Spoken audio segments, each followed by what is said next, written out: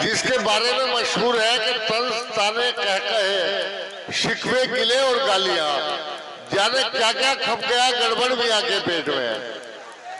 जिंदगी की कड़वी सच्चाइयों को तंजो मजाक की चाशनी में डालकर इस अंदाज में पेश करना कि उस पर रोने के बजाय हंसना आ जाए, ये फन है जनाब सिकंदर हयात गड़बड़ का, जिनकी शख्सियत हमारे मुशायरों में लतीफ तंजनिगारी और शाइस्ता मिजाज के लिए बेहद मशहूर है। मैं इन अशार के साथ कि एक गधे से कहा मैंने कि मियाँ अच्छे हो, एक गधे से कहा मैंने कि मियाँ अच्छे हो, बोला ईंटों से लदा रहता हूँ क्या अच्छा हूँ। मैंने उससे कहा सूबे का मिनिस्टर बन जा, बोला उससे तो मैं सरकार गधा अच्छा हूँ। आप हजरात इस्तकबाल करें महफिल में कहकों के फूल बखेरने के लिए जनाब सिकंदर हयात गड़बड़ का। जोरदार तालियों से इस्तकबाल करो भाई, वो भी आपके चहेते शायर हैं, सिकंदर हयात गड़बड़।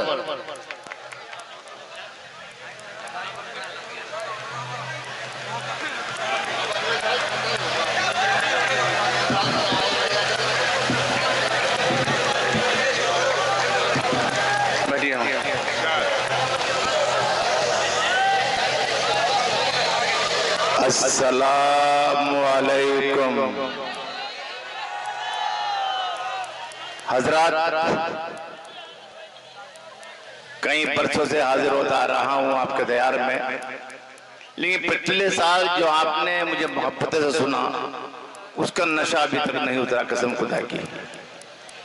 पूरी दुनिया घूमता हूँ मुशायरे उस सिलसिले में, लेकिन इतने अच्छे चाहने वाले, इतने अच्छे सुनने वाले कहीं नहीं मिलते।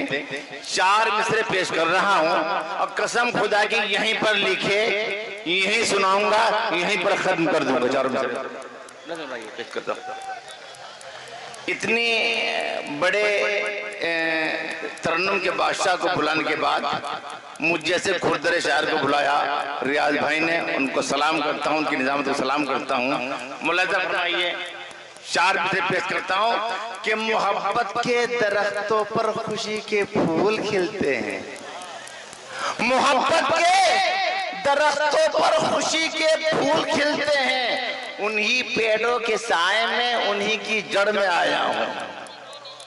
मोहब्बत के दरख्तों पर खुशी के फूल खिलते हैं, उन्हीं पेड़ों के साए में उन्हीं की जड़ में आया हूँ। कोई दिल्ली, कोई लंदन, कोई जापान जाता है, मगर मैं प्यार पाने के लिए लावड़ में आया हूँ। क्या कह रहा है? वाह वाह वाह वाह वाह वाह। और हजरात पेश करता हूँ कि अता की है तुमने जो मुझको मोहब्बत, अता की है तुमने जो मुझको मोहब्बत, संभलती नहीं है वो मुझसे संभाले। अता की है तुमने जो मुझको मोहब्बत, संभलती नहीं है वो मुझसे संभाले। ये गड़बड़ तुम्हारी अमानत है यारो, तुम्हारी अमानत तुम्हारे हवाले। क्या कह रहे हैं? वाह वाह वाह। और हजरात पेश करता हूँ कि वाद मेरा कुछ नहीं था, मुझको वादी कह दिया। वाद मेरा कुछ नहीं था, मुझको वादी कह दिया, देखकर सूरत मेरी मुझको फसादी कह दिया। वाद मेरा कुछ नहीं था, मुझको वादी कह दिया, देखकर सूरत मेरी मुझको फसादी कह दिया। बस खता इतनी थी मेरी, वो मेरी बाहों में थी, सर फिरे लोगों ने मुझको लव जिहादी कह दिया। क्या कह रहे हैं? और हजरात पेश करता हूँ कि वीरान सा पड़ा है मेरा घर तेरे बगैर, वीरान सा पड़ा है मेरा घर तेरे बगैर, चुभने लगा है मुझको ये बिस्तर तेरे बगैर। वीरान सा पड़ा है, वीरान सा पड़ा है मेरा घर तेरे बगैर, चुभने लगा है मुझको ये बिस्तर तेरे बगैर। वैसे तो मई जून भी दुश्वार है मुझे, कटता नहीं है मुझसे दिसंबर तेरे बगैर। और हजरात एक मतला 2-3 शेर पेश करके चाहूंगा।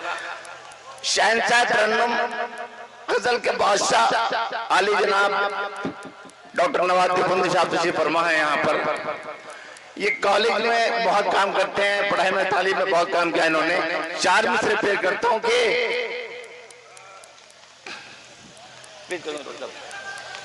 कि आजकल कॉलेज में कुछ लड़कियों की है डिमांड।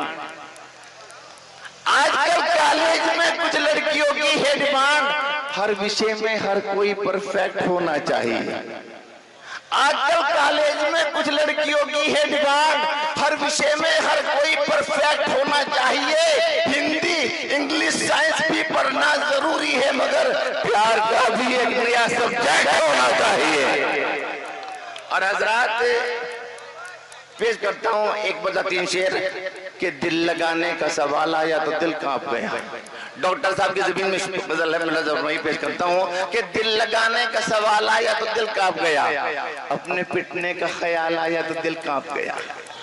दिल लगाने का सवाल आया तो दिल कांप गया, अपने पिटने का ख्याल आया तो दिल कांप गया। और देखने में बड़ा खुश रंग था सालन, लेकिन दिल लगाने का सवाल आया तो दिल कांप गया, अपने पिटने का ख्याल आया तो दिल कांप गया। और देखने में बड़ा खुश रंग था सालन, लेकिन पहले लुक में ही में बाल आया तो दिल कांप गया।